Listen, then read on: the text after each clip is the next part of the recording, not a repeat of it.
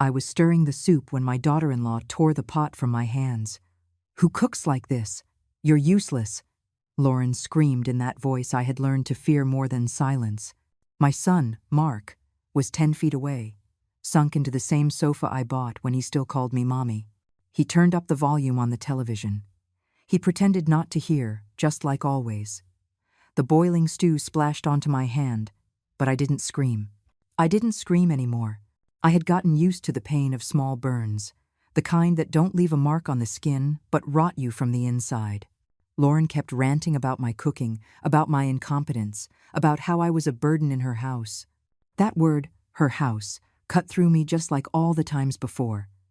This was my house, the house Arthur and I built brick by brick over 32 years of marriage. But I didn't say anything anymore. I walked toward the pantry with slow steps. My knees creaked.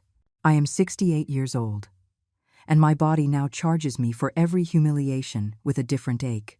I opened the door to the high cabinet, the one where I kept the white porcelain china with the gold trim that had belonged to my mother-in-law, Helen. It had been valued by an antique dealer at $10,000, the most precious heirloom of the family. I took out the entire stack of plates. Lauren stopped yelling.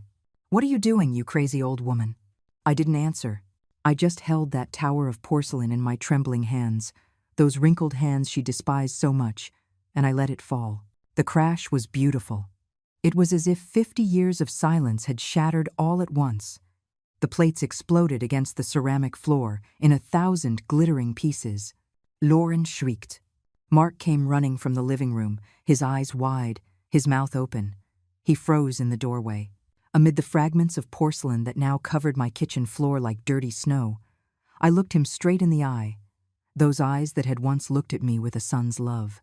And I said, with a calm I didn't even recognize myself, "If nothing I do is good enough, then nothing matters anymore, does it?" The silence that followed was more terrifying than any scream, because my son, for the first time in 3 years, was afraid of me, and that was only the beginning of what was to come. If you want to know how a woman of almost 70 years old got back everything that was stolen from her, subscribe and follow this story to the end, because what I did next, nobody saw coming. But to understand that moment, to understand why I let $10,000 crash to the floor without blinking, I need to tell you how I got there. How I went from being Eleanor, the owner of my life and my home, to being a stranger in my own house. And believe me, what I discovered along the way was worse than any broken plate. It all started 3 years ago, on a Tuesday in October that smelled like crisp leaves and freshly brewed coffee. Arthur had died 6 months earlier, a massive heart attack while he was trimming the rose bushes in the garden. He fell among the flowers he loved so much, and I found him with dirt under his fingernails and an almost peaceful expression on his face. The man of my life was gone without a goodbye, leaving me alone in this 3-bedroom house in our quiet neighborhood, with $85,000 in savings and a hole in my chest that no amount of money could fill. Mark came to the funeral. He cried. He hugged me. He promised he would never leave me alone. For 2 months, he kept his promise. He called every week. He asked how I was, if I needed anything. I clung to those calls like a drowning person to a piece of wood. He was my only son, the baby who almost killed me during labor, the boy Arthur carried on his shoulders, the rebellious teenager who, at 20, tearfully apologized for giving us so many headaches. Then she appeared. Lauren. They arrived together on a Saturday afternoon, without warning. Mark was wearing a wrinkled shirt and had dark circles under his eyes that hung like curtains. She was wearing a tight, mustard-yellow sweater and jeans that looked painted on. Perfect smile, impeccable nails, calculating eyes. "Mom, this is Lauren, my girlfriend." She offered me her hand with that smile I would later learn to hate. "A pleasure, Mrs. Eleanor. Mark has told me so much about you." I made coffee. I put out the donuts I'd bought that morning at the corner bakery. We sat in the living room. My living room, with the sand-colored denim furniture Arthur and I had picked out together 15 years ago. And Mark started to talk. His business had failed. "What business?" I asked. "An auto parts venture," he explained. He had invested all his savings with a partner, some guy named Greg. Now he was in debt, $40,000 in the hole. The bank was pressuring him. He needed a place to stay while he got back on his feet. Just a few months, Mom. I swear. Just until I find a job and can pay it back. Lauren placed her hand on Mark's. Her eyes were shining, but not with tears, with something I couldn't identify at the time. I'll look for work too, ma'am. We don't want to be a burden. We just need a break. I looked at them both. My son looked shattered, defeated, and I, idiot that I was, could only see the 7-year-old boy who used to run to hug me when he got home from school. Stay, I said. This is your home. Lauren smiled. Mark hugged me so tightly I could barely breathe. I didn't know I had just signed my own sentence. They moved in a week later, suit after suit, box after box. They took the master bedroom, my bedroom, the one I had shared with Arthur for 32 years, because it was bigger, and Mark needed space to work on his computer. I moved into the guest room. It faced the backyard, and got damp every time it rained. It's temporary, Mom, Mark said, as he arranged his clothes in the closet where his father's shirts still hung. 6 months later, they got married. A quick wedding at the courthouse, without telling me until 2 days before. We just want something intimate, ma'am, Lauren explained, using that syrupy voice she used when she needed something. Just us, you know, no complications. I went. I brought flowers. I cried silently as I watched them sign the papers, and they never left. Every time I asked when they would look for their own place, Mark changed the subject. Lauren would sigh deeply and comment on how difficult the economy was, how high the rents were, how much they appreciated my generosity. Generosity, that word she used like a whip, disguised as a caress. Little by little, the house stopped being mine. Lauren changed the curtains in the living room, the ivory-colored linen ones I had sewn myself for modern metallic gray ones. Yours were just so old, Eleanor. They needed an update. She moved the furniture. She took down the photographs of Arthur and me from the wall and replaced them with abstract paintings she bought at a cheap market. We have to modernize this place, don't you think? It looks like we're living in the 90s. I kept quiet. I swallowed my pride. I told myself they were just material things, that what mattered was having my son close. But it wasn't just that. Lauren started imposing rules. Schedules for me to shower. You use too much hot water, and the bill is expensive. Restrictions in the kitchen. It's better if I cook, ma'am. You're too old for all that effort. Bans on using the living room when they had guests. It's just that you smell a little old. No offense. And Mark? Mark looked the other way. He buried himself in his phone. He would leave to go to the store right when I started to complain. Don't complicate things, Mom, he'd tell me when I managed to catch him alone. Lauren just wants order in her house. Her house. Those 2 words left me breathless the first time I heard them come from my son's mouth. And so, 3 years passed. 3 years of becoming invisible in my own home. 3 years of washing their clothes by hand because the washing machine uses too much electricity. 3 years of eating alone in the kitchen while they ate dinner in the living room watching Netflix. 3 years of listening to Lauren criticize every single thing I did, from how I swept to how I breathed. And I endured it. Because he was my son. Because I was afraid of being completely alone. Because at 68 years old, the world outside seemed scarier than the hell inside. Until I found the papers. And I discovered that what I thought was hell was barely the entryway. The small humiliations are the ones that hurt the most, not the big ones. You see those coming. You prepare. You defend yourself. It's the little ones. The ones that arrive disguised as concern or help that eat away at you from the inside until one day you look in the mirror and no longer recognize the woman looking back. Lauren was an expert at those. It all started with the alarm clock. Every morning, at 6 o'clock sharp, she would rap on my door with her knuckles. 3 dry, authoritarian knocks. Mrs. Eleanor, time to get up. Breakfast doesn't make itself. At first, I thought it was just for a couple of days, but it became a routine, a ritual, an obligation. I would get up, my body aching.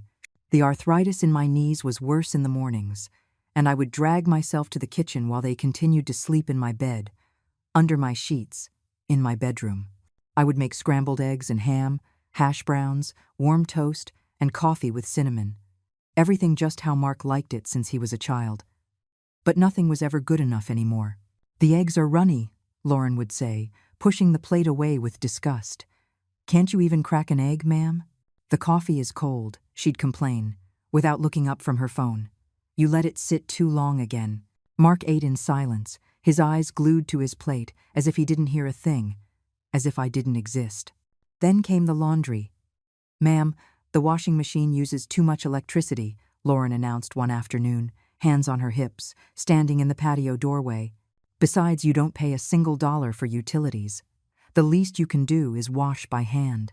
So there I was, at 68 years old, with hands that no longer had the strength they used to, kneeling in front of a plastic tub, scrubbing her silk blouses, her designer jeans, my son's underwear, which broke my heart to touch because it reminded me of when he was a baby, and I changed his diapers with all the love in the world. My knuckles cracked, my skin peeled, but I couldn't complain, because it was the least I could do after all her generosity. That damned word again. Generosity. Then came the scheduling restrictions. "You can't shower after 7 o'clock at night," Lauren ordered. "The water heater uses too much gas, and we pay for it. You can't watch television in the living room when we have guests," she added another day. "It's just that, well, you smell a bit off. It's not personal, ma'am. It's just that at your age, you know, the body changes." She humiliated me in front of her friends, in front of her parents. Once, during a dinner party she organized without telling me, she locked me in my room from the outside. "She's just so tired," I heard her tell the guests. "It's better if she rests." I spent 3 hours in there, listening to laughter and music on the other side of the door, banging until my fists were sore, until the party ended and Lauren remembered she had locked me in. "Oh, sorry, Eleanor. I completely forgot." And Mark, my son, the child I bore after 22 hours of labor, nothing. Absolute silence. One afternoon I confronted him. I waited for him in the hallway as he came out of the shower, his hair still wet, smelling of that expensive shampoo he bought with my money. "Mark, I need to talk to you." "Not now, Mom.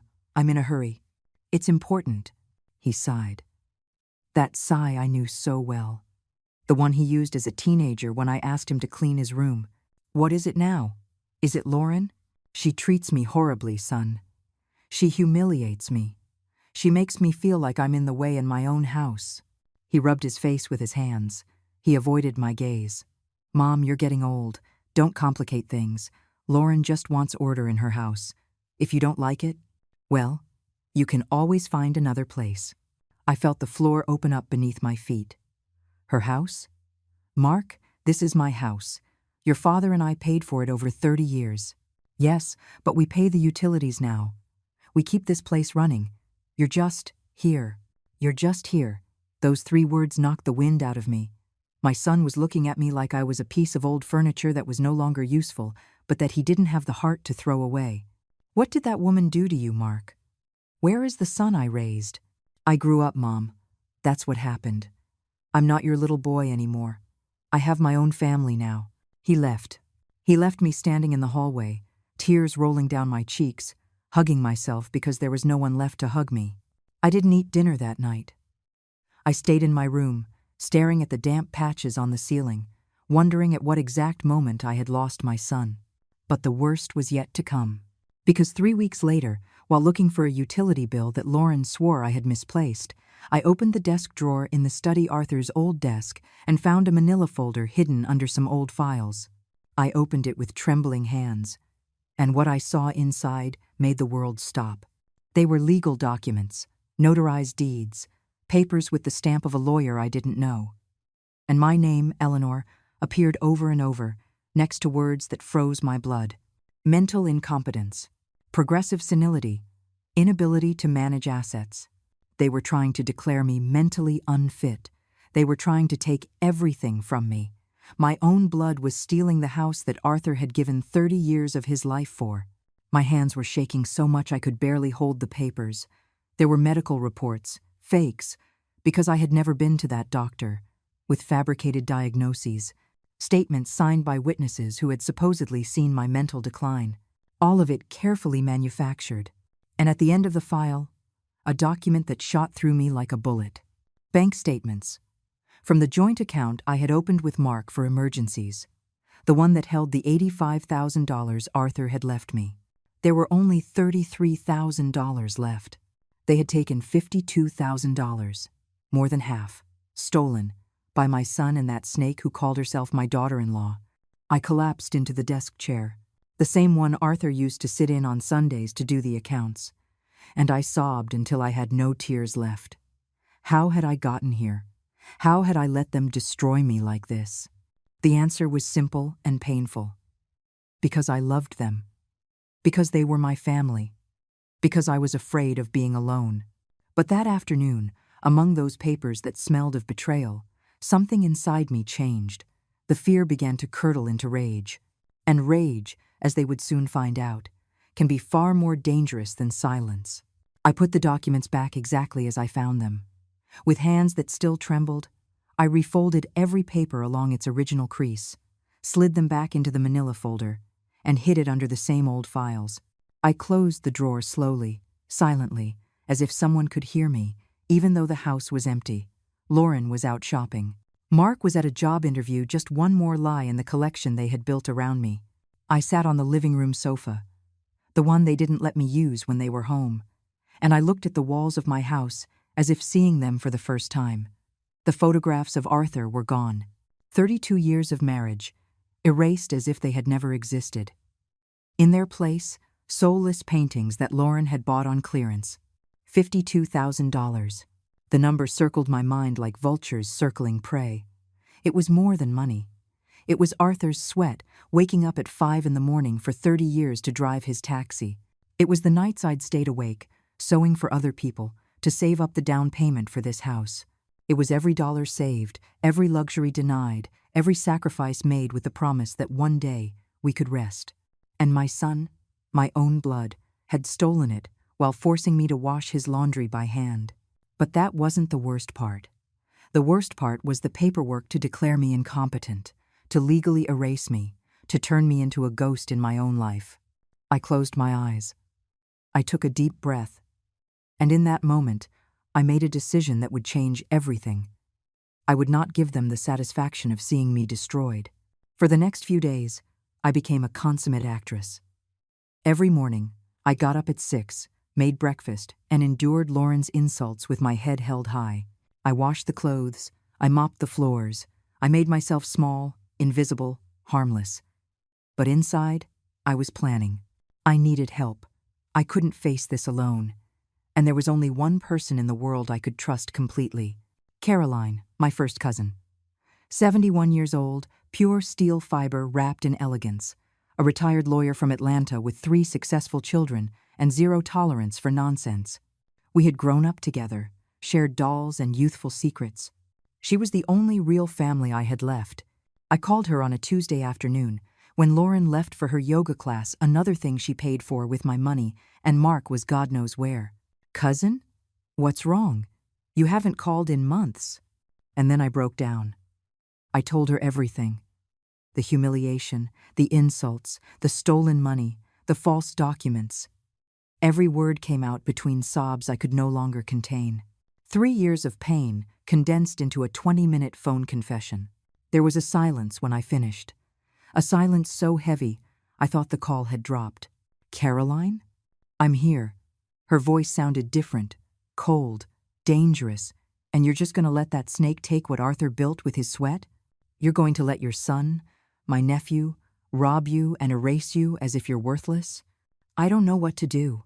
"Well, I do. Listen to me, Eleanor. Those documents are worthless without your signature and a formal hearing. Nothing. But if we don't act now, they will forge your signature or pressure you until you break. Do you understand me?" I nodded, though she couldn't see me. "You need a lawyer. Today? Right now. I don't have money for. I have contacts. A colleague from law school who specializes in these cases. I'm going to call him right now. But, Eleanor, listen to me. You have to be strong. You hold all the power here. The house is in your name. The money is yours. The problem is, you've believed their story that you're useless." Her words hit me like a necessary slap in the face. "It's time you remember who the hell you are, cousin. You are Eleanor. The woman who raised a son while her husband worked 12 hours a day. The one who built a home from scratch. The one who survived the death of her life partner. You are not the useless old woman that bitch wants you to believe you are. Something ignited inside me.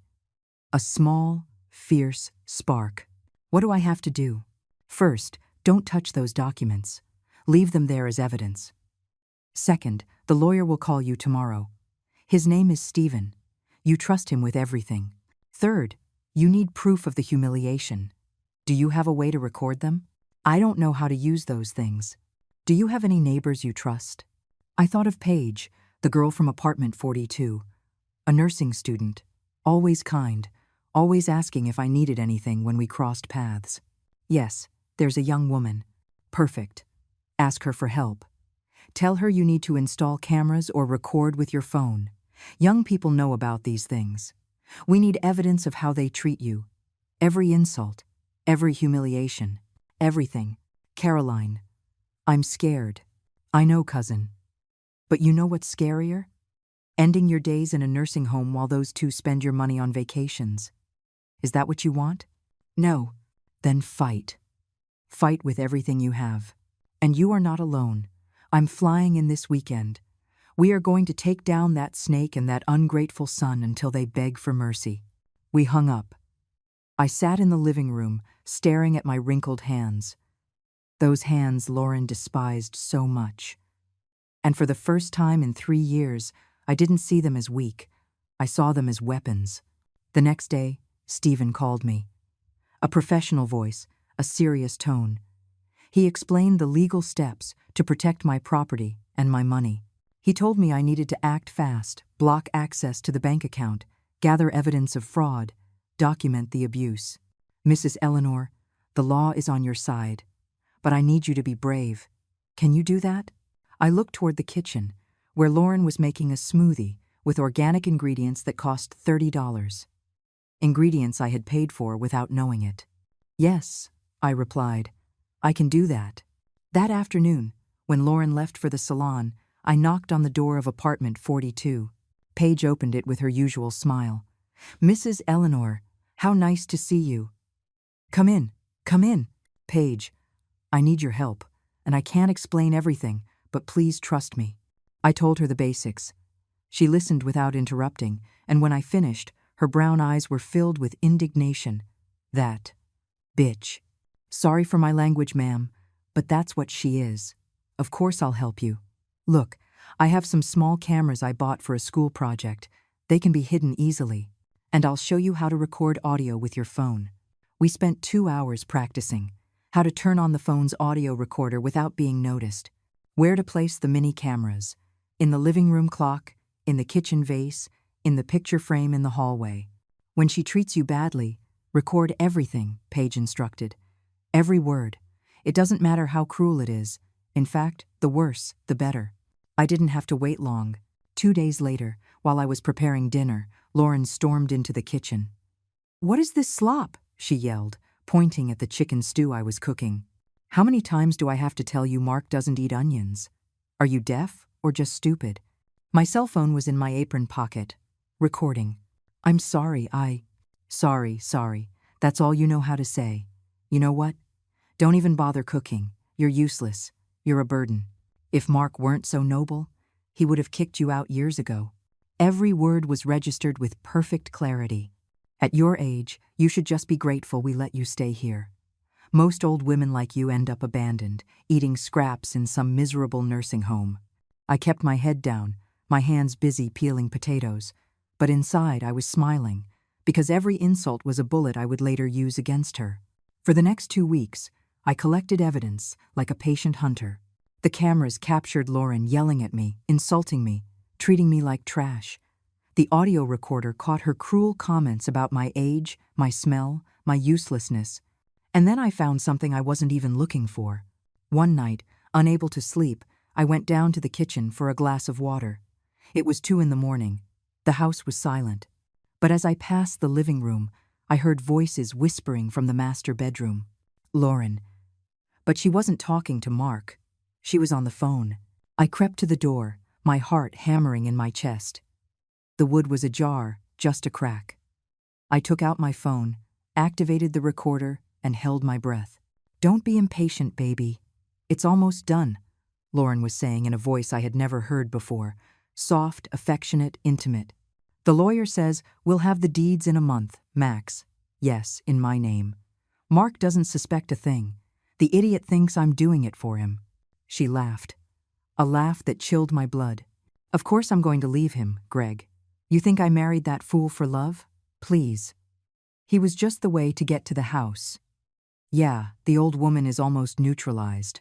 As soon as I have everything signed, I'm filing for divorce, and we're heading to Puerto Vallarta, just like we planned. Greg, the partner from the failed business. The partner who had supposedly stolen everything. There was no failed business. There never had been. Everything, absolutely everything, had been a lie from the beginning. Lauren wasn't just stealing from me. She was stealing from Mark, too. And my son, so stupid and blind, was part of the plan without even knowing it. I recorded for 10 minutes. Every word, every laugh, every detail of the plan to leave me with nothing and abandon my son like a stray dog. When I went back up to my room, I wasn't trembling with fear anymore. I was trembling with pure, crystalline rage. Now I had everything I needed. And best of all, they had no idea that the useless old woman had just become the most dangerous person in that house. The calendar read March 15th, my 69th birthday, 1 year closer to 70. 1 year further from Arthur, who used to sing me happy birthday off-key while bringing me coffee in bed. I wasn't expecting anything. I had learned not to, but Lauren had other plans. "Eleanor," she said that morning, with a smile that didn't reach her eyes, "we're going to have a little dinner party to celebrate your birthday. Something intimate, just family. What do you think?" It caught me by surprise. For 3 years, my birthday had passed completely unnoticed. Not one happy birthday, not a hug, not even a text message from Mark. And now, suddenly, they wanted to celebrate? "That's not necessary," I said cautiously. "I don't want to cause any trouble." "Oh, don't be like that. We insist. Right, honey?" She nudged Mark, who was eating breakfast without looking up from his phone. "Huh? Oh, yeah. Sure. Happy birthday, Mom." He didn't even look at me. Something was wrong. My instinct, the one I had been ignoring for 3 years, was screaming at me to be careful. But I nodded. I smiled. I pretended to be grateful. Because now, I knew how to play the game, too. I spent the day preparing for my party. Lauren had me cleaning the house, so everything looks presentable. I dusted, I mopped, I scrubbed the bathrooms, I polished the mirrors. My knees were screaming in pain. My back was on fire. But I didn't complain. My phone, in my pocket, was recording every order, every hurtful comment. "Ma'am, clean that corner properly. Can't you see the cobweb? Oh, God. At your age, you can't even see straight. Hurry up, the guests arrive at 7, and the kitchen still isn't done." At 6 in the evening, when I had finished making the house spotless, I went to my room to change. I put on a burgundy-colored dress I hadn't worn since Arthur's funeral. I put on a little makeup, just some powder and discreet lipstick. I combed my gray hair, which Lauren always said made me look unkempt. I looked in the mirror. The woman looking back looked tired, but there was something new in her eyes. Something hard, determined. "Happy birthday, Eleanor," I told myself. "May it be the last one you spend as a coward." I came downstairs at 7 o'clock sharp. The living room was decorated. Gold balloons I had inflated that afternoon, and a happy birthday banner hung on the wall. The dining room table was set with the embroidered linen tablecloth that had belonged to my mother, but when I saw who the guests were, my stomach turned. Lauren's parents, her brother and his girlfriend. 3 of her friends I had never seen before, and him, Greg, the supposed partner who had stolen from them, sitting right there as if he owned the place, a beer in his hand. Not a single person I knew. Not my friends from church, not my cousin Caroline, not the neighbors I had shared 30 years of my life with. This wasn't my birthday party. This was Lauren's party. I was just the excuse. "There's the birthday girl," Lauren announced in a sing-song voice, pointing at me as if I were a circus animal. "Come, everyone. Come say hello." They surrounded me with fake hugs and empty congratulations.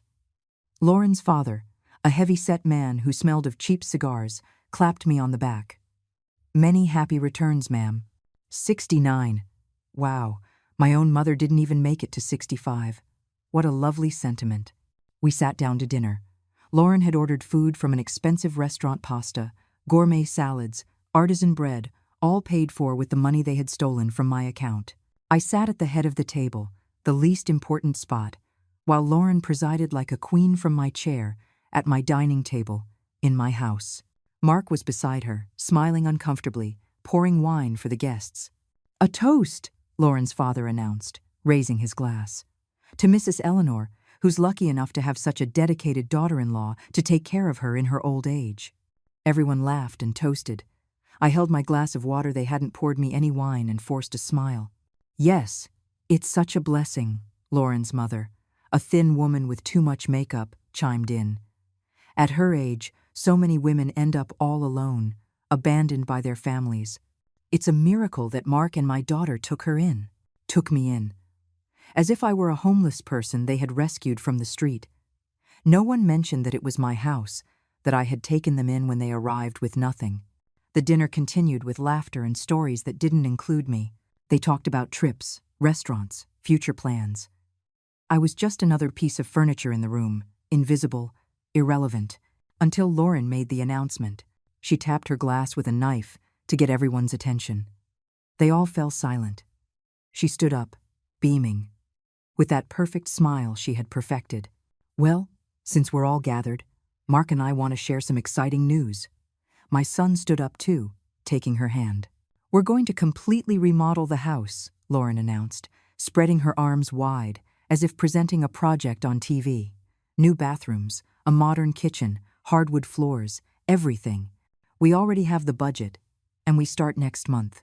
Applause. "Congratulations, how exciting, that's wonderful." No one asked my opinion. She continued, pointing to the walls of the living room. "We're going to throw out all these antiques that Eleanor has stored away. Old furniture, old photographs, that porcelain china that nobody uses. It's all going. This house looks like a museum from the 70s. Laughter, murmurs of approval. I felt like I was choking. Those antiques were my life. Every photograph was a memory of Arthur. Every piece of furniture, a story. The porcelain china had belonged to 3 generations of women in this family. "Excuse me," I said, my voice barely a whisper. "Those things have sentimental value. You can't." "Oh, Eleanor," Lauren interrupted, turning to me with that expression of false patience I hated so much. "At your age, you have to learn to detach from material things. Besides, we need the space. You can't live in the past forever." Lauren's brother let out a laugh. "It's true. My grandma was the same way. Kept her ripped underwear because it had sentimental value." More laughter. I sank into my chair, my cheeks burning with humiliation. Then Greg, that damned Greg who whispered filthy things to my daughter-in-law while my son slept, raised his glass. Well, I toast to Lauren and Mark, to the perfect couple who knows how to modernize an old house. An old house. Like me.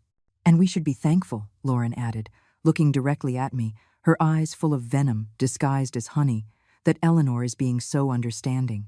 At her age, many end up in a nursing home, eating mush and watching TV all day. But she's lucky enough to be here, with us, being part of the family." An uncomfortable silence fell. Some guests looked away. Others smiled nervously. But no one defended me. And Mark, my son, my only son, just stood there, glass in hand, avoiding my gaze. "Well?" said Lauren's father, breaking the tension. "Where's the cake?" Lauren clapped her hands. "Ah, yes, I got a special one. Mark, help me." They went to the kitchen. The guests resumed their conversations. I sat in my corner, a knot in my throat so large I could barely breathe.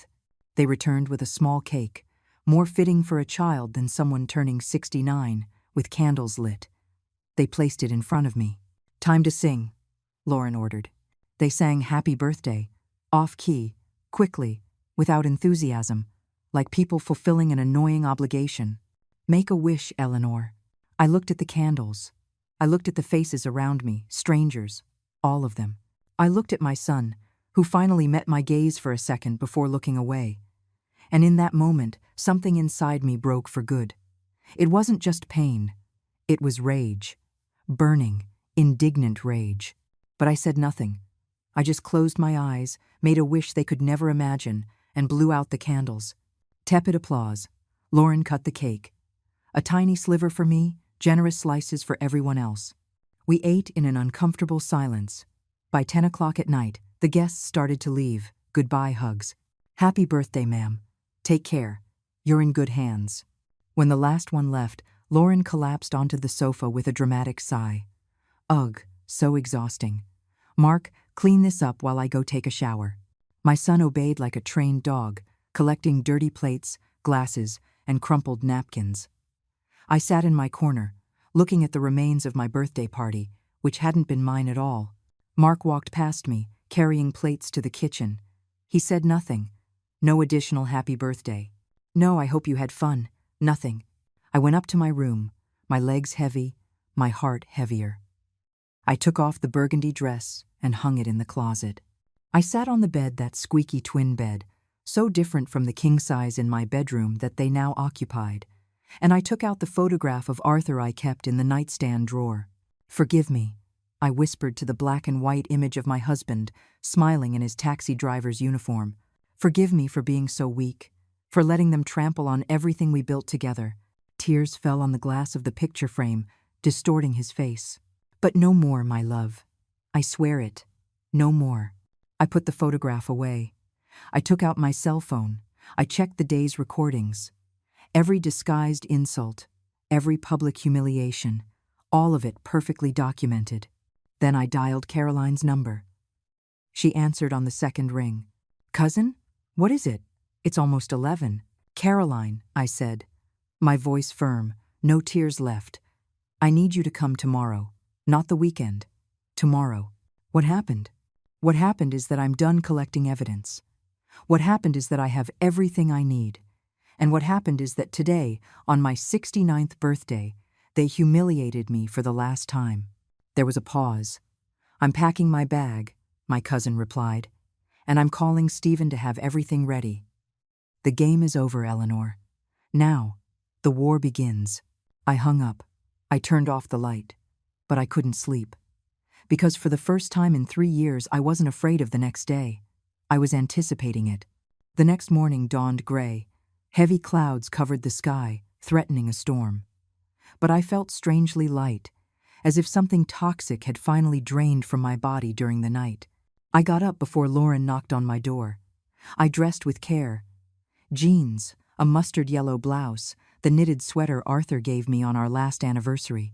I looked in the mirror, and for the first time in months, I recognized the woman reflected there. Eleanor. Not the victim. Not the useless old woman. The woman who had survived poverty, a difficult childbirth, and the death of her husband.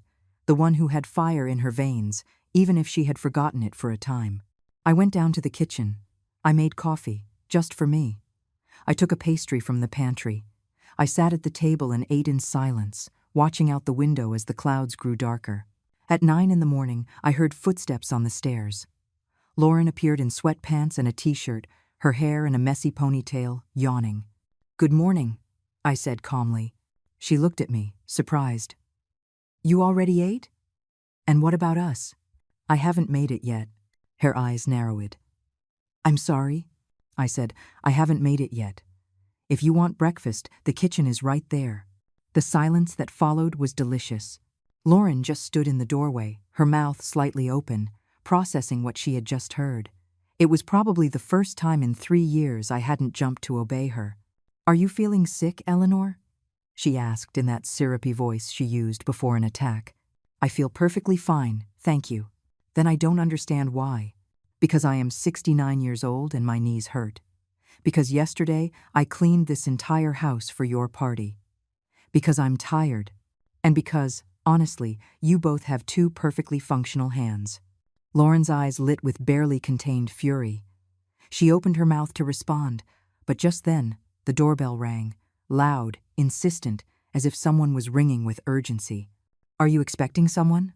Lauren asked suspiciously. Yes. I got up from the table calmly, walked to the front door, and opened it. There stood Caroline, 71 years of pure elegance wrapped in a sand-colored pantsuit, short hair perfectly styled, gold-rimmed glasses, a rolling suitcase at her side. She looked like a lawyer even on her day off, because that's what she had always been, a woman who took nonsense from no one. "Cousin," she said, with a smile that didn't reach her eyes. "Caroline." We hugged tightly. She smelled of French perfume and determination. "Who is it?" Lauren called from the kitchen, peeking around the corner with a sour look on her face. Caroline entered, dragging her suitcase, looking my daughter-in-law up and down with an expression that could freeze lava.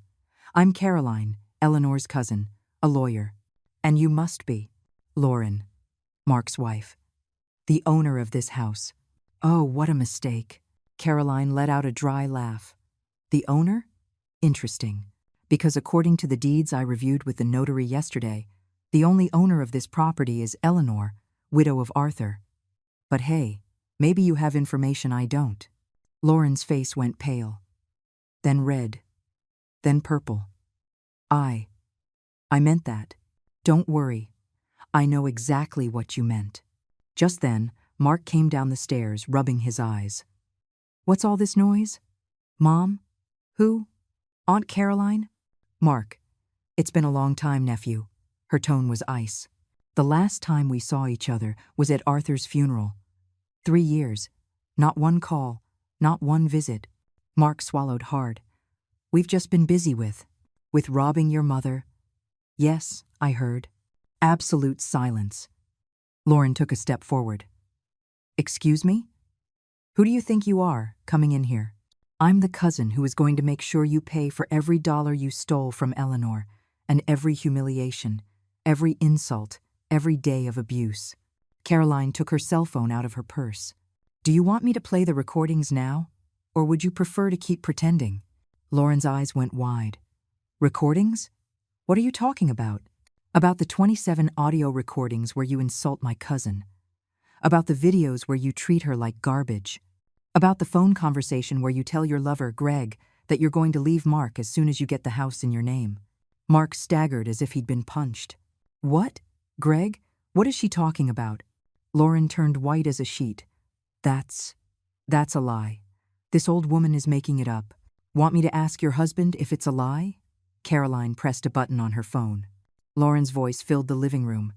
"Don't be impatient, baby. It's almost done. The lawyer says we'll have the deeds in a month, max. Yes, in my name. Mark doesn't suspect a thing. The idiot thinks I'm doing it for him. I watched my son fall apart. Literally. He collapsed onto the stairs, his hands in his hair, breathing in ragged gasps. Of course I'm going to leave him, Greg. You think I married that fool for love? Please. He was just the way to get to the house." "Turn it off," Mark whispered. "Please, turn it off." Caroline stopped the recording. The silence that followed was so thick you could cut it with a knife. Lauren tried to recover. "That's taken out of context." "I never." "I have the full 10-minute audio," Caroline interrupted. "Want me to continue?" "I also have the bank statements showing the $52,000 you withdrew from Eleanor's account, and the false documents you prepared to have her declared incompetent." Should I go on? No one spoke. I stood next to Caroline, my arms crossed, watching the castle of lies they had built crumble brick by brick. Mark lifted his head, looking at Lauren. There were tears in his eyes. "Is it true? Is all of it true?" Lauren opened her mouth, closed it, searched for words she couldn't find. "Answer me," my son screamed, getting to his feet. "Is it true?" "Mark, if you just let me explain." "Answer me." "Yes," she finally exploded. "Yes, it's true. Happy? Happy to know you were used? Because that's what you are, Mark. A means to an end. A useful idiot who—" The slap echoed through the house. Mark had slapped Lauren. His hand was trembling. I had never seen him so furious. "Get out," he said, his voice cracking. "Get out of this house right now." "This house is mine too," Lauren spat, her cheek red. "We're married. I have rights." "This house," I said, speaking for the first time since Caroline arrived, "was never yours, and it never will be." And if you are not out of it in the next 5 minutes, I am calling the police and pressing charges for fraud, theft, and elder abuse." Lauren looked at me with pure hatred. "This isn't over. I'm going to sue you. I'm going to." "Go ahead," Caroline said with a sharp smile. "Please do. That way, I can present all this evidence in an official court setting. The judge will love the videos of you insulting a 69-year-old woman in her own home." Lauren trembled with rage. She looked at Mark, searching for support. My son turned his back on her. "You're a coward," she spat at him. "Just like your mother. 2 pathetic cowards." 3 minutes, I said, unflinching. Lauren stormed up the stairs. We heard her opening drawers, throwing things, cursing. 15 minutes later, she came down with 2 suitcases, her hair a mess, her eyes blazing with fury. "This isn't over," she hissed, before walking out and slamming the door. When the sound of her heels faded, Mark collapsed. He fell to his knees in the middle of the living room, sobbing like a child. "Mom, I didn't know. I swear, I didn't know about Greg. Or the documents. The money. I just thought. I didn't move. I just looked down at him. This son who had betrayed me, who had let me be humiliated for 3 years, who had chosen silence over defending me." "You thought what, Mark?" I asked calmly. "You thought it was okay for her to treat me like trash? You thought I deserved to sleep in the guest room while you took my bedroom? You thought washing your clothes by hand at 69 years old was fair? I'm an idiot, a coward. You're right, I didn't defend you. I watched her humiliate you, and I did nothing. Forgive me, Mom. Please." Tears streamed down his face. He seemed sincere, destroyed, broken. But I had been destroyed and broken too, and no one had come to help me. "I don't know if I can forgive you, Mark," I said finally. "I don't know if I can ever forget that when I needed you most, you abandoned me. That you chose that woman over your own mother. I know. And I hate myself for it. But just give me one chance. Just one chance to fix it." Caroline put her hand on my shoulder. "The decision is yours, cousin." I looked at my son, 38 years old, kneeling on the floor, crying like the boy he once was, and I felt something strange in my chest. It wasn't forgiveness. Not yet. But maybe it was something like the possibility of forgiveness. Someday, maybe. "Get up," I said, "and listen to me. From now on, things are going to change in this house. This is my house. You are here because I allow it. And if you want to earn back even a shred of my trust, you are going to have to work very, very hard." "Anything," he sobbed. "Anything, Mom. First, you're going to get a job. Today. Not tomorrow. Today. Second, you are going to pay back every single dollar you stole from my account. I don't know how, but you will. Third, you are going to therapy because you have serious problems you need to fix." He nodded frantically. Yes. Anything you say." "And fourth," I added, my voice softening, "you are going to help me get back the house your father and I built. You are going to take down those horrible paintings Lauren put up. You are going to hang Arthur's photographs back up. You are going to bring the soul back to this place. I will. I promise you, I will." I don't know if I believed him. Honestly, in that moment, I didn't know if I would ever fully believe my son again, but at least he had taken the first step. And I had gotten my voice back. The days that followed were strange, like waking up from a long nightmare to find the world still spinning, but everything looked different, sharper, more real. Caroline stayed with me. We moved her suitcase into the master bedroom, my bedroom, which I finally reclaimed while Mark moved into the smallest room, the one facing the backyard. He was no longer the king of the house. He was barely a tolerated tenant. And I needed things to stay that way for a time, because even though Lauren was out of the house, the legal battle was just beginning. "Listen, cousin," Caroline told me that night as we sipped chamomile tea in the living room, my living room, with my furniture back in its proper place. "Lauren is going to countersue. She's a cornered snake, and those are the most dangerous. She'll find lawyers. She'll try to claim marital property. She'll invent stories. Can she? Can she take anything from me? Legally, no. The house was in your name long before the marriage. It's your sole property. But that doesn't mean she won't try.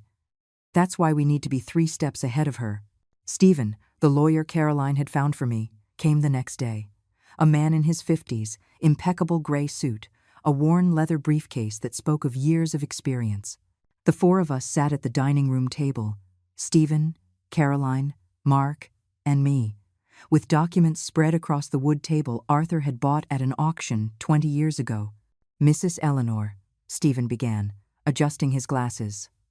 The situation is serious, but manageable. First, the good news. You have solid proof of fraud, misappropriation, and abuse. The videos and audio recordings are overwhelming evidence. The false documents to declare you incompetent are a serious crime. And the bad news? I asked. Recovering the stolen money will be complicated. Your son and daughter-in-law spent that $52,000. Some on remodeling that added value to the house, which can be argued as an investment. Other parts on personal expenses that will be hard to trace.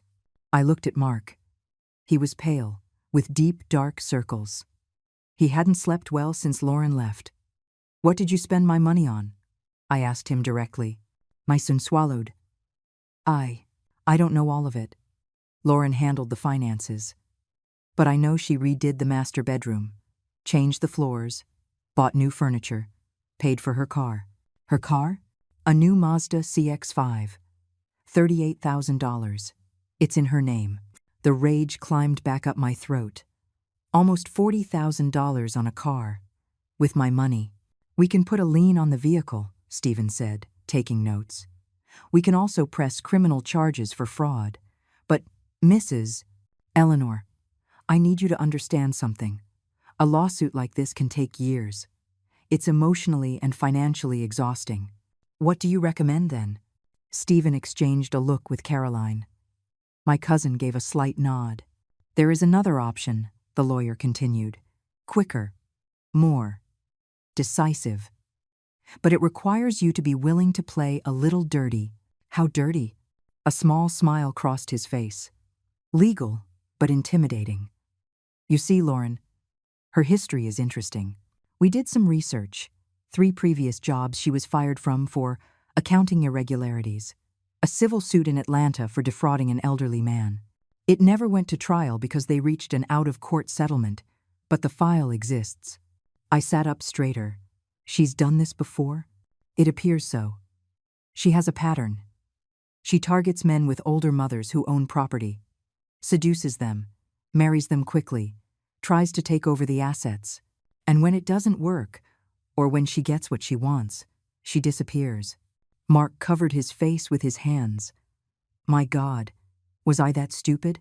Yes, you were, I said, without pity. But now you're going to help me fix it. Stephen laid out a plan on the table. Here is my proposal.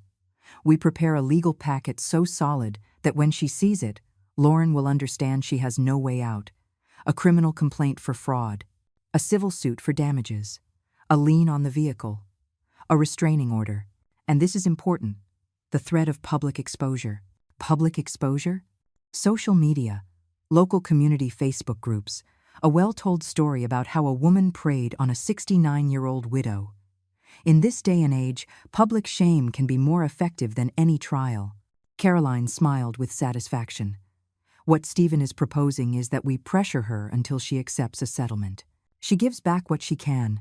She signs papers relinquishing any and all right to this property, and she gets out of this city for good. And if she doesn't accept, Stephen added, then we activate everything. We bury her, legally and socially. But my experience tells me she will accept. Predators like her would rather run than face the consequences. I looked at the documents, the photos of Lauren that Stephen had found, the old case files, the evidence I had gathered myself for weeks. Do it, I said finally. Prepare everything. But I want to be there when you give it to her. Stephen nodded. It will be done. I need 1 week to assemble the full file. In the meantime, Mrs. Eleanor, it is crucial that you have no contact with her. No messages, no calls, no accidental run-ins. Total silence. During that week, I dedicated myself to reclaiming my house. With Mark's help, he worked like a man possessed. Perhaps trying to atone for his guilt, we removed every trace of Lauren. The abstract paintings went in the trash. The gray curtains were donated. The modern cushions she'd bought were given to Paige, my neighbor. We rehung the photographs of Arthur, my husband, smiling with his impeccably clean taxi, the two of us in Florida, on our honeymoon. Mark as a baby in his father's arms, the family we had been. "I'm sorry, Dad," Mark whispered as he hung a photograph in the living room. "I'm sorry I let them erase your memory from this house." I said nothing. I just kept cleaning. We reclaimed my bedroom. We took out the expensive furniture Lauren had bought, with my money, and put back the cedarwood bed that Arthur had built with his own hands, the antique dresser that had been my mother's, the ivory-colored knitted bedspread that took me 6 months to finish. Every object that returned to its place felt like reclaiming a piece of my soul. One afternoon, while organizing the dresser drawers, I found something that stopped me cold. A navy blue velvet box, hidden under some sweaters. I opened it with trembling hands. Inside were my jewels, the ones I thought I had lost, or that Lauren had thrown away. The pearl necklace Arthur gave me on our 20th anniversary. The small, gold and ruby earrings that had been my grandmother's. The engagement ring I no longer wore because my arthritis swelled my fingers. Lauren had hidden them, probably planned to sell them or keep them. I called Mark. "Look at this." My son turned pale when he saw the jewelry. I didn't know she. "How many things didn't you know, Mark? How many times did you just not want to see?" He crumpled onto the bed, his head in his hands. "Every day I discover something new. Every day I realize how blind I was. How could I have been such an idiot?" For the first time since Lauren left, I felt a flicker of compassion for my son.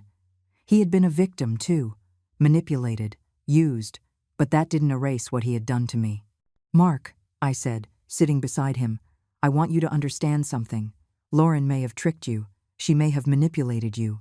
But when she was humiliating me, when she was insulting me, when she treated me like trash, you were standing right there. You were aware. You were awake. And you chose to do nothing. I know. I don't know if I can ever fully forgive you for that. Honestly, I don't. But if you want even a chance, you have to earn it. With actions, not words. I'll do whatever it takes, Mom. I swear. Then start by finding a job. A real one. No more excuses." He nodded, and to my surprise, he followed through. 3 days later, he got a job at a hardware store. It wasn't much a sales associate, $800 a month, but it was a start. I watched him leave that first morning in his orange uniform, carrying a lunchbox I had packed for him, and for a second, I saw the 28-year-old boy who had worked at a gas station to pay for college. Maybe all was not lost. On Friday of that week, Stephen called. "It's all ready, Mrs. Eleanor. The complete file. When do you want to deliver it to Lauren? Where is she now?" "Renting an apartment in a different neighborhood. She's living with Greg, her lover. He has a record too, by the way. Minor fraud, bad checks." "Of course," I said. "Snakes always flock together. I want to deliver the papers in person. I want to see her face when she realizes she's lost." "Mrs. Eleanor," Stephen's voice was cautious. "I don't know if that's a good idea. These situations can become volatile. I'll go with Caroline. And you. I won't be alone. But I need to do this. Do you understand?" There was a pause. "I understand." "Then let's schedule the meeting for Monday. In my office. Neutral ground. I'll tell her it's to negotiate the divorce. That will get her to come." I hung up the phone. Caroline was watching me from the sofa with a proud smile. "Ready for the final round?" "More than ready," I replied. "It's time for Lauren to learn that a 69-year-old woman can be far more dangerous than she appears." And so, with my heart beating strong and steady, I prepared for the moment I had been waiting for, the moment the hunter would become the prey. Monday dawned clear, as if even the sky knew something important was about to happen. I dressed with care. A pair of tan slacks and a terracotta-colored blouse. Comfortable, closed-toe shoes. The pearl necklace I had recovered. Nothing flashy, but not the defeated old woman Lauren expected to find either. I looked in the mirror. The woman reflected there had dark circles. I hadn't slept well, but her eyes shined with something that had been missing for 3 years, pure determination. "Ready?" Caroline asked from my bedroom doorway. She too was impeccable in a pearl gray pantsuit, her leather briefcase under her arm. Ready. Mark was waiting for us in the living room. He had insisted on coming. It's my responsibility too, Mom. I need to be there. I didn't argue. Maybe it was time for my son to see the consequences of his decisions face to face. Stephen's office was downtown, on the third floor of a restored historic building. We arrived 20 minutes early for the 10 o'clock meeting. Stephen received us in his personal office, a large room with floor-to-ceiling bookshelves and an antique mahogany desk. Lauren confirmed her attendance. He informed us while pouring coffee. She's coming with Greg, and probably some cheap lawyer she managed to find. How solid is our case? I asked. Stephen smiled with the quiet confidence of a man holding all the winning cards. Mrs. Eleanor, our case isn't just solid, it's airtight. We have audiovisual evidence, bank records, witnesses, her criminal history. If this goes to trial, she'll be destroyed. And she knows it. Then why did she agree to come? Because she still thinks she can negotiate, manipulate, get something. Con artists always think they're smarter than everyone else. At 10 o'clock exactly, the receptionist buzzed. My heart leaped. I took a deep breath. Caroline squeezed my hand.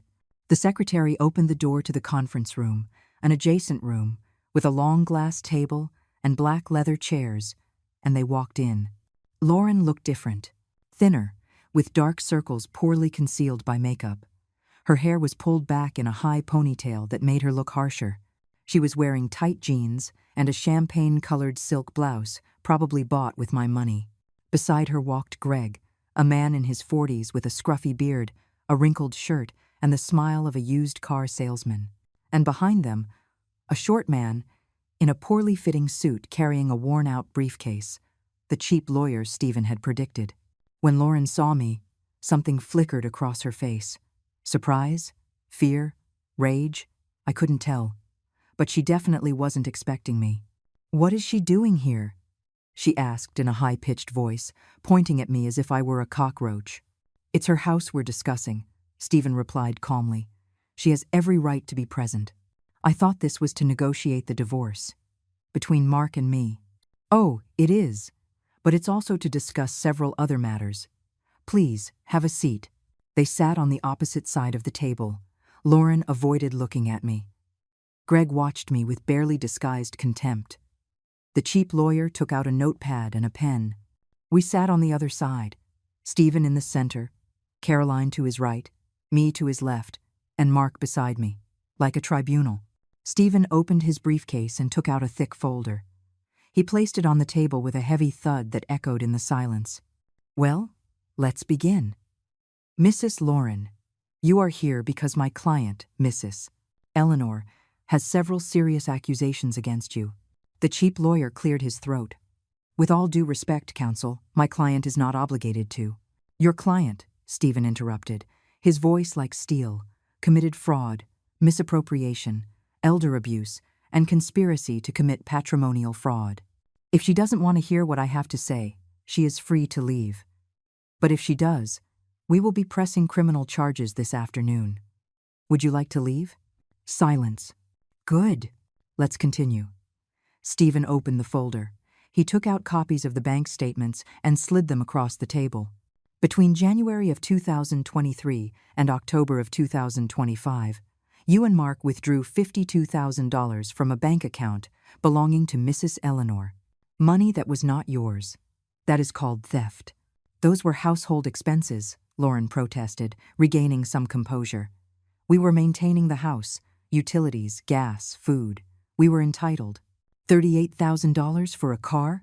Caroline asked sharply. Was that a household expense? Lauren's jaw tightened. Stephen slid another document across. Then we have this. False notarized documents attempting to declare Mrs. Eleanor mentally incompetent. Forged signatures, fraudulent medical reports. The cheap lawyer turned pale. I would have to verify. We already verified. The doctor who supposedly signed these reports doesn't even exist. It's a fabricated name. That is forgery of a public document. A felony. He slid more papers across. Lauren looked at them as if they were venomous snakes. We also have this. Stephen took out a USB drive and plugged it into a laptop. The screen projected onto the white wall behind us. 27 videos documenting verbal and psychological abuse against my client. Would you like to see a few? That won't be necessary, the cheap lawyer muttered. I insist. Stephen pressed play. Lauren's voice filled the room. Who cooks like this? You're useless. At your age, you should just be grateful we let you stay here. Video after video. Insult after insult. Humiliation after humiliation. Lauren's face got redder with every second.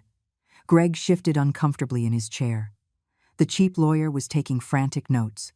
When it finished, the silence was deafening. Elder abuse, Stephen said, closing the laptop. Another felony. And finally, he took out the last recording. The phone call.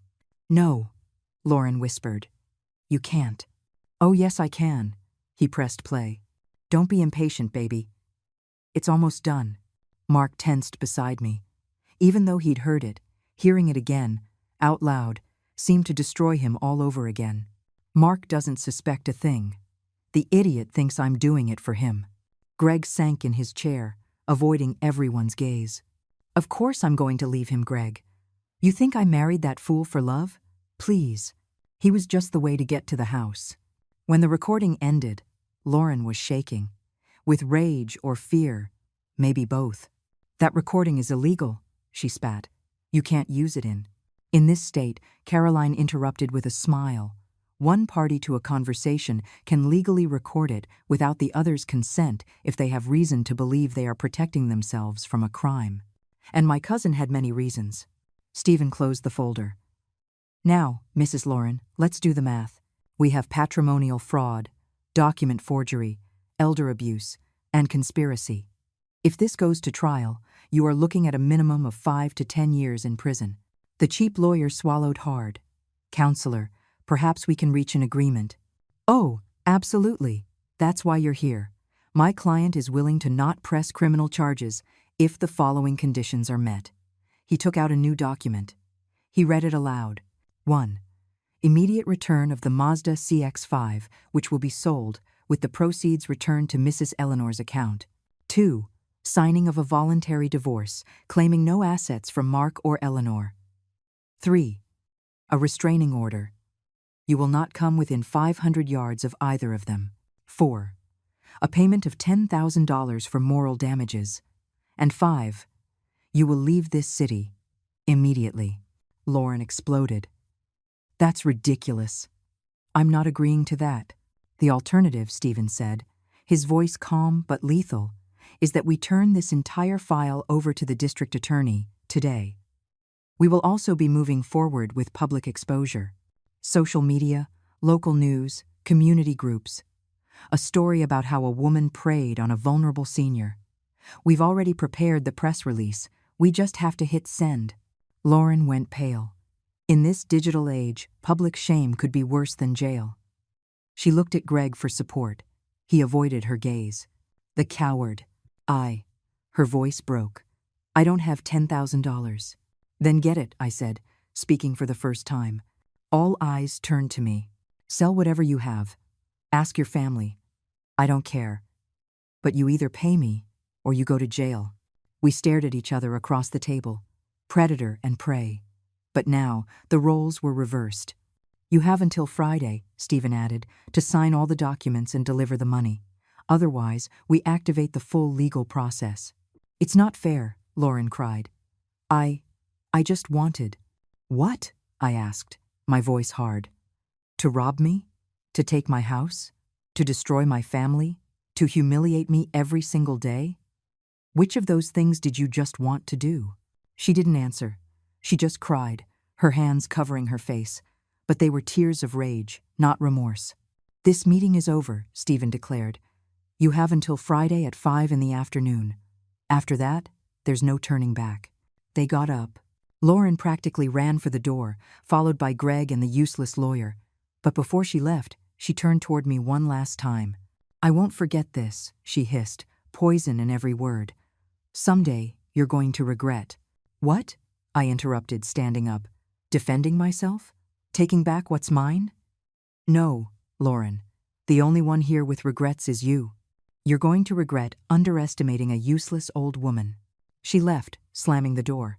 When her footsteps faded down the hall, I collapsed back into my chair. My legs were shaking. My heart was pounding so hard I thought it would burst from my chest. Caroline hugged me. "You did it perfectly, cousin. Perfectly." Mark was looking at me with something that might have been admiration, or shame, or both. "Mom, No," I said, holding up a hand. "Not yet. First, let's let this finish. Then, you and I will talk." Stephen was packing his documents with a satisfied smile. "Let's place our bets. You think she'll show up on Friday?" "She'll show up," Caroline said with certainty. "Cowards always choose the easy way out." And she was right. On Friday at 3 in the afternoon, 2 hours before the deadline, Lauren appeared at Stephen's office. Alone. No Greg, no lawyer. She had the signed documents, a certified check for $10,000, and the keys to the Mazda. She didn't say a word. She just put everything on the desk, signed the final divorce and restraining order papers, and left. I watched her go from the office window. She was walking with her shoulders slumped, defeated, dragging a small suitcase behind her. A taxi picked her up on the corner.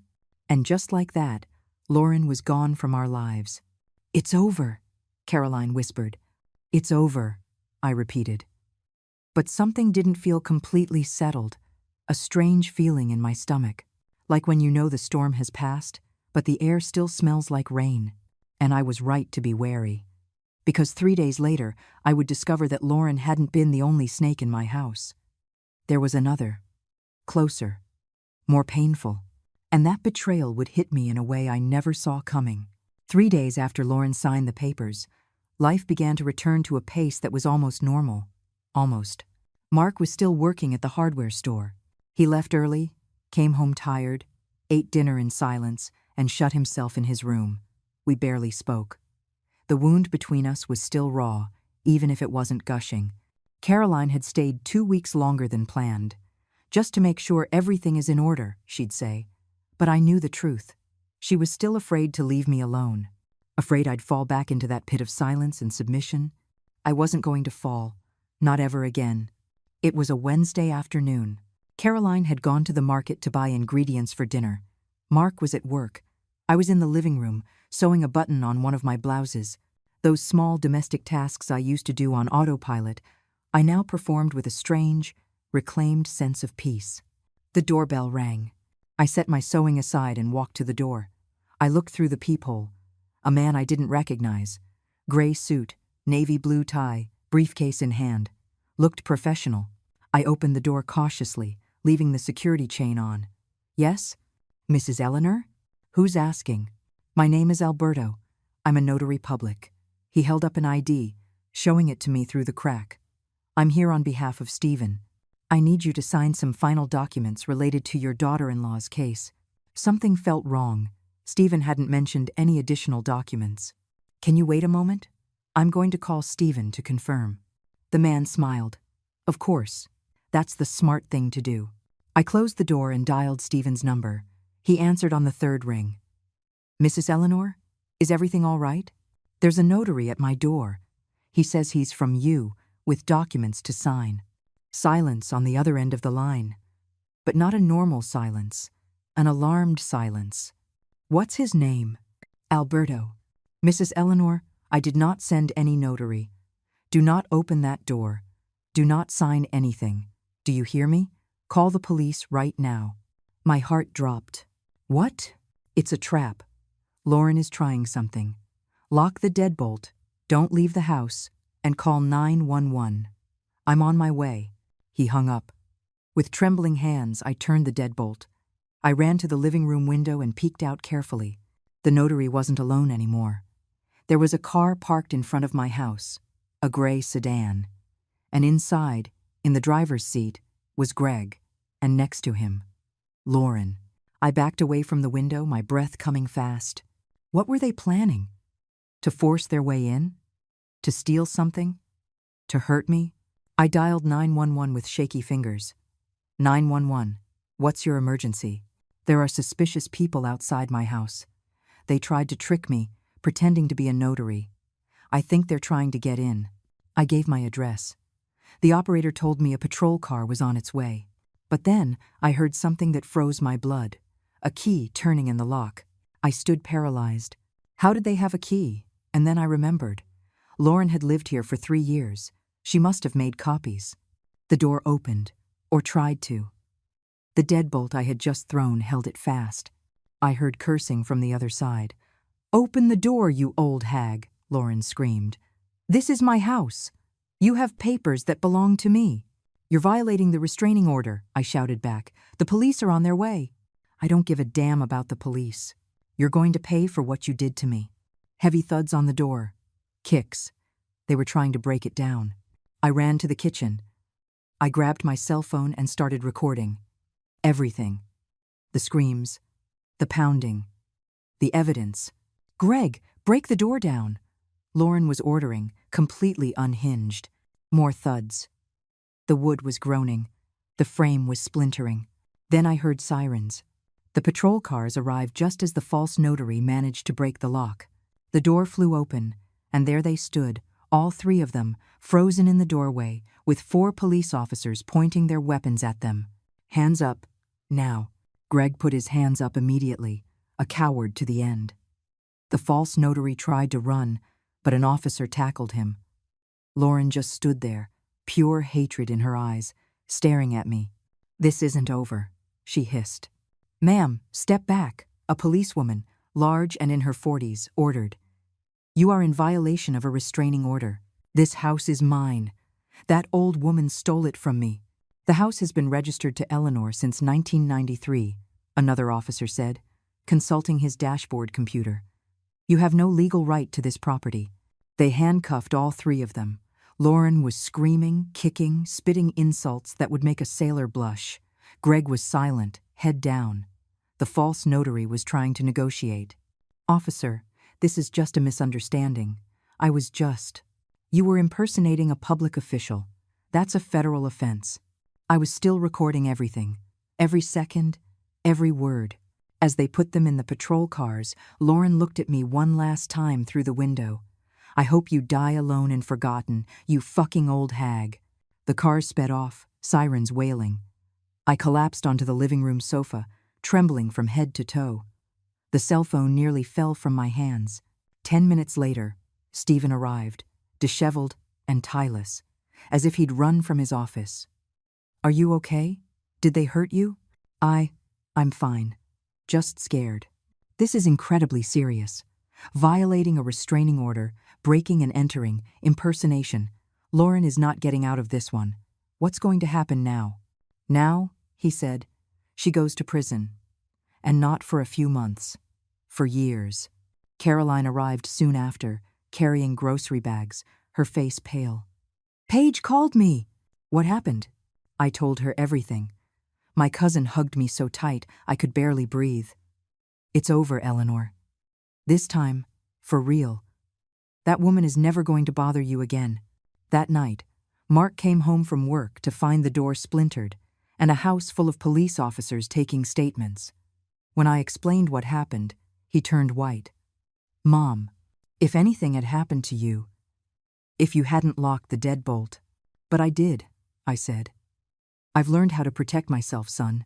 Something I should have done 3 years ago." In the following weeks, the legal process moved quickly. Lauren was formally charged with fraud, forgery, elder abuse, violation of a restraining order, and breaking and entering.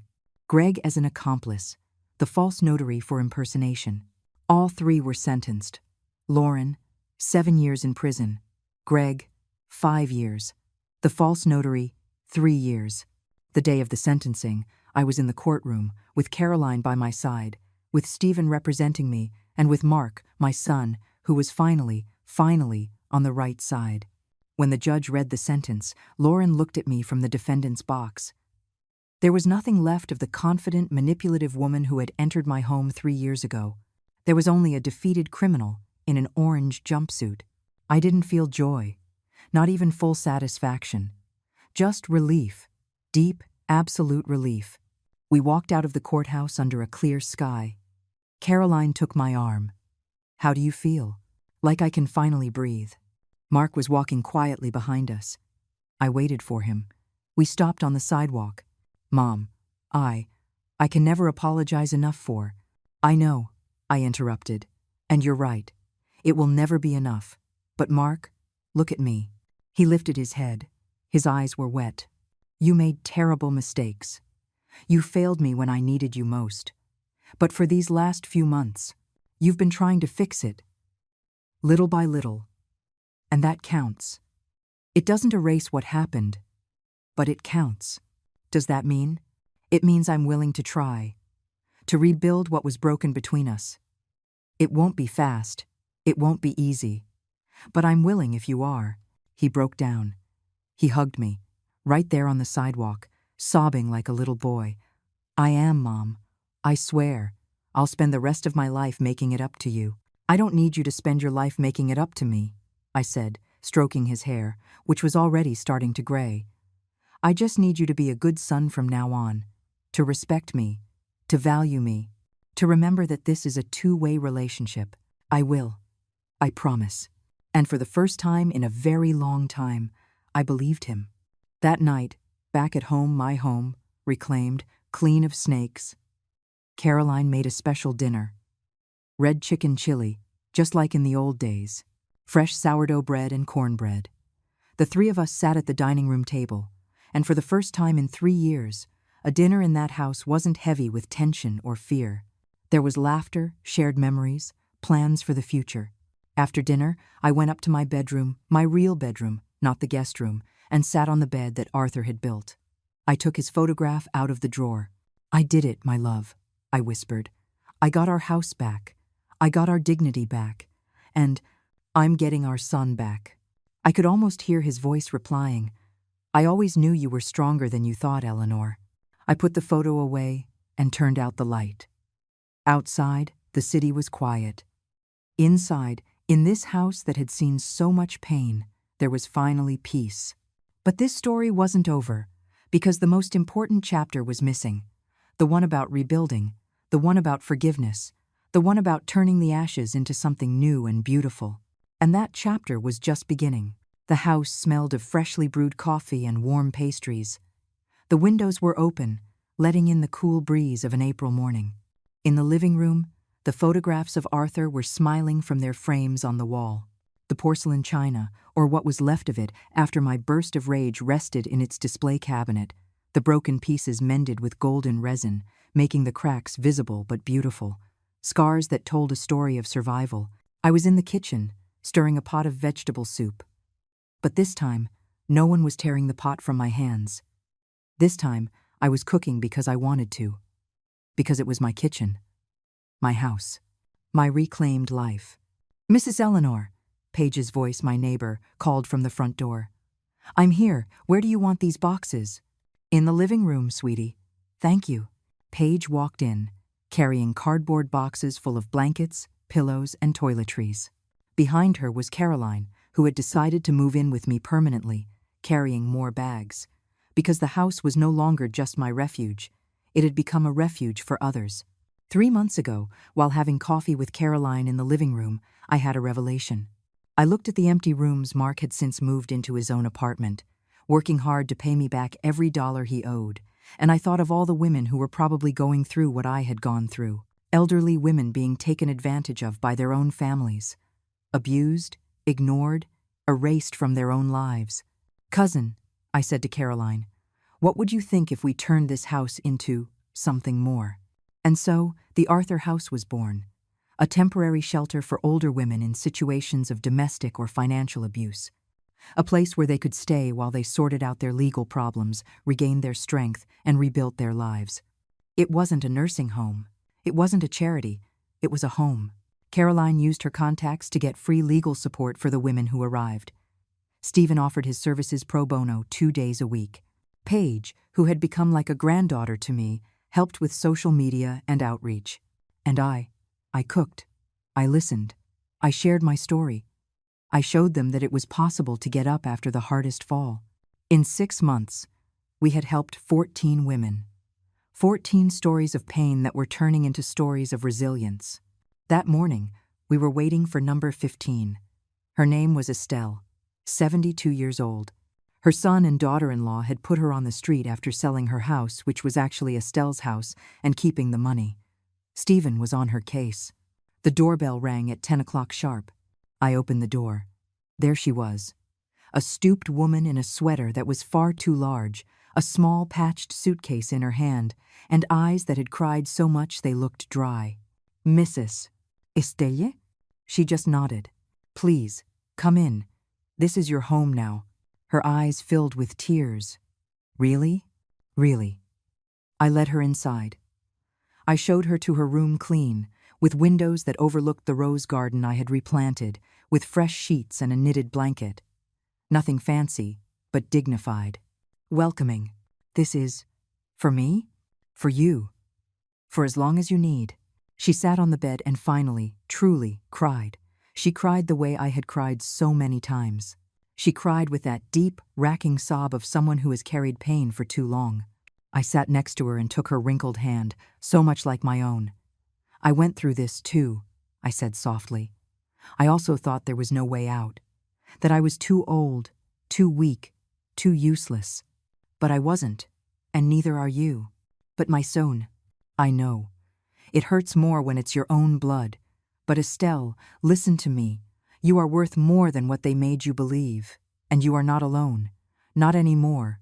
That afternoon, we held a meeting in the living room. The 5 women currently staying at the Arthur house sat in a circle. Estelle, still shy, joined us. One by one, they shared their stories. Susan, 66 years old, whose daughter had stolen her sewing business.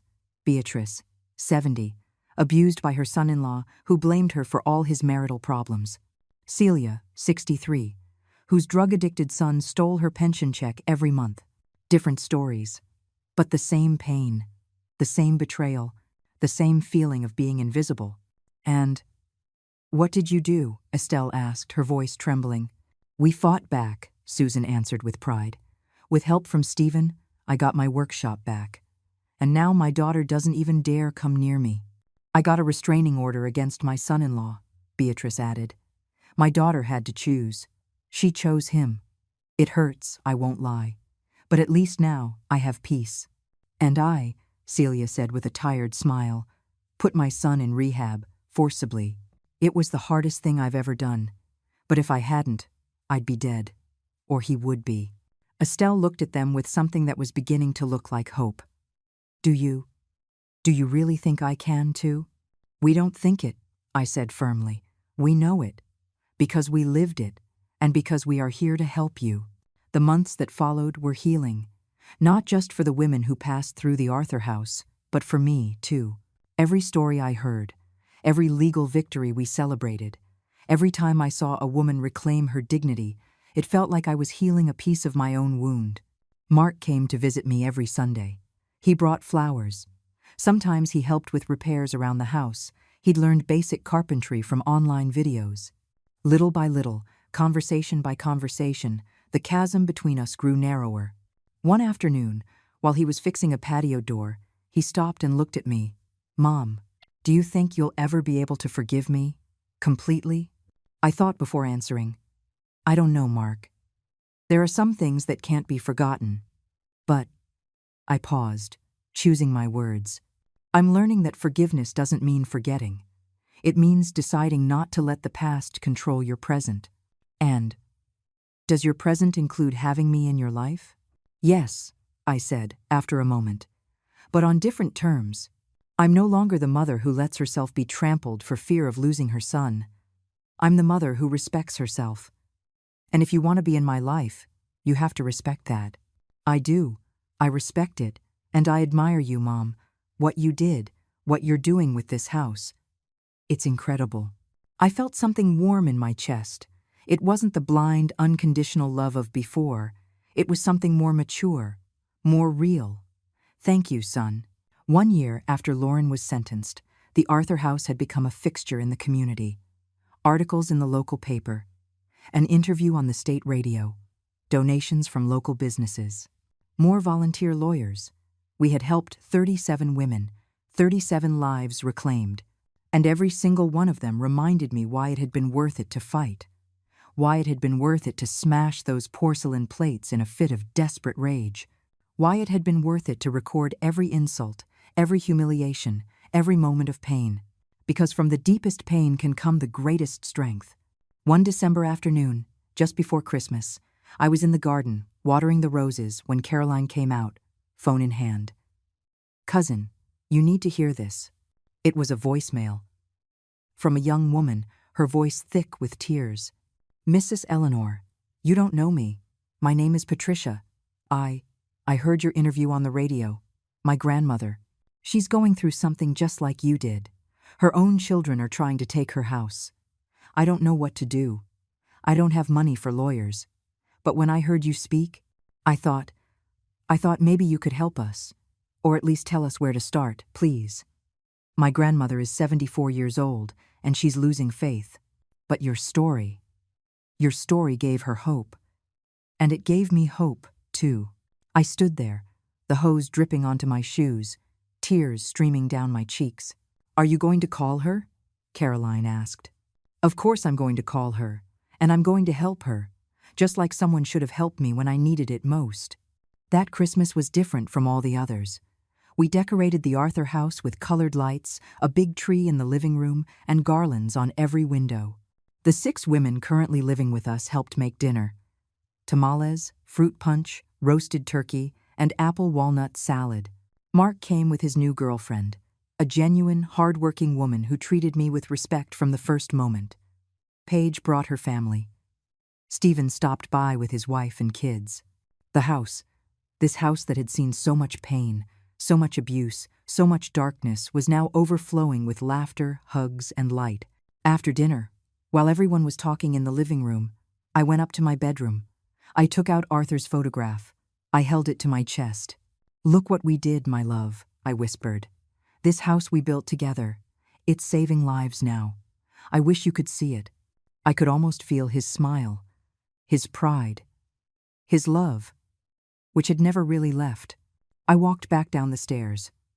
On the landing, I paused to look at the scene in the living room. Women of all ages, laughing together, sharing stories, finding family in unexpected places. And I realized something. I had lost a lot. 3 years of my life, $52,000. The innocence of believing blindly in family. Part of my relationship with my son. But I had gained, too. I had gained a strength I never knew I had. A purpose I never imagined. A chosen family not of blood, but of spirit. And above all, I had gotten myself back. The Eleanor who existed before fear and loneliness convinced me to accept crumbs when I deserved a feast. I came down the last step and entered the living room. All eyes turned to me. "A toast?" Caroline suggested, raising her glass of punch. "Yes," I said, taking mine. "I want to say something." The room fell silent. "This year, I learned something I want to share with all of you," I began, looking at the women of the Arthur house in particular. "I learned that it is never, ever too late to fight for yourself. That age is not weakness, it's experience. That family love does not mean letting yourself be destroyed. And that when you hit rock bottom, when you think you can't go on, that is precisely when you discover what you're truly made of." Susan wiped away a tear. Beatrice nodded vigorously. Estelle, who had been with us for 3 months and whose case was moving forward, smiled for the first time since she arrived. "If there is anyone listening to this who is going through something similar," I continued, "I want you to know, you are worthy, your lives matter, your dignity is non-negotiable, and you are never, ever alone. There are always hands ready to help. You just have to be brave enough to ask." "Cheers," Caroline shouted. "Cheers," we all replied. The sound of glasses clinking filled the room. And in that moment, looking at all these women who had found strength in their scars, I knew I had found my true purpose. It wasn't just to live. It was to live with dignity, with strength, with the certainty that I deserved respect, and to help others discover the same. That night, after everyone had gone and the house was quiet, I sat on the back porch. The stars were bright. The air smelled of damp earth and roses. And for the first time in years, maybe decades, I felt completely at peace, because I had learned the most important lesson. True wealth isn't in what you own, it's in what you refuse to let anyone take from you. Your dignity, your worth, your voice. And those things, once you get them back, nobody, absolutely nobody, can ever take from you again. Final thought. If this story touched your heart, if it struck a chord with you, let me know in the comments where you're watching from. Have you gone through something similar? Do you know someone who needs to hear this? Because these stories aren't just entertainment. They are reminders that we can rise up, that we deserve respect, that it is never too late to take back what is ours. And if today, someone is making you feel small, invisible, or useless, remember, Eleanor. Remember that a 69-year-old woman brought down an empire of lies with nothing but courage and determination. If she could do it, so can you. Give this video a like if it inspired you. Subscribe to the channel for more stories of women who refuse to give up, and share this with someone who needs to remember their own power. Because dignity has no age, and true strength doesn't shout. It simply stands up, and it never, ever kneels again. End.